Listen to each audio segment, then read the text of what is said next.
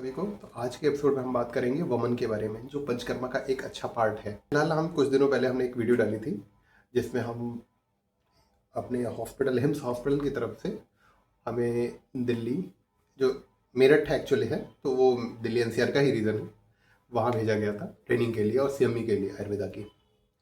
तो उसमें हमें चीज़ें बताई गई कि कैसे ये पंचकर्मा वमन कैसे कराया जाता है, उसका प्रोसेस क्या होता है, उसमें इंग्रेडिएंट्स क्या क्या होते हैं। तो इस बारे में हम आपको आगे डिटेल में बात करेंगे।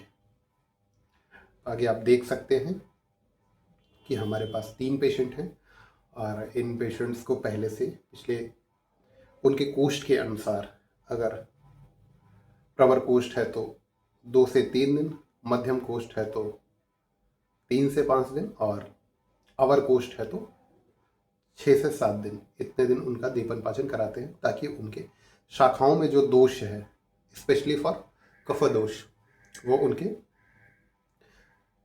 कोष्ठ में आ सके, जिसे हम बाहर निकालेंगे वोमन के थ्रू।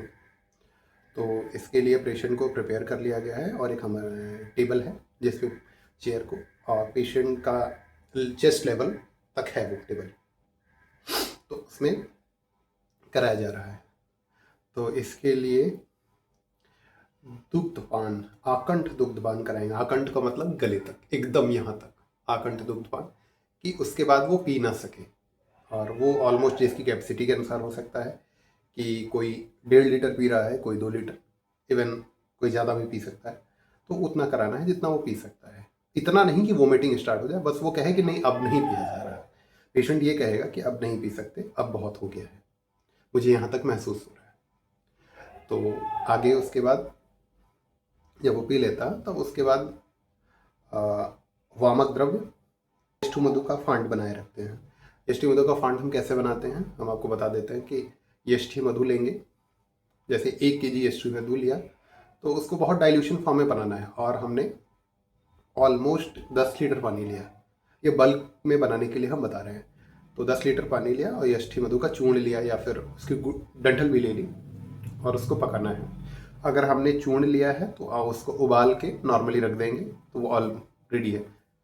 और अगर वो डंठल है तो क्योंकि उसको पकने में उसको भी टाइम लगेगा, तो उसको पहले सोक करेंगे और पूरा दिन के लिए सोक कर देंगे या पूरी नाइट के लिए सोक कर देंगे। उसके बाद 6 से 8 घंटे सोक रहेगा पानी में। उसके बाद उसको हम पकाएंगे। तो 20 एंड 30 मिनट्स के आसपास ही हम उतना पकाते हैं।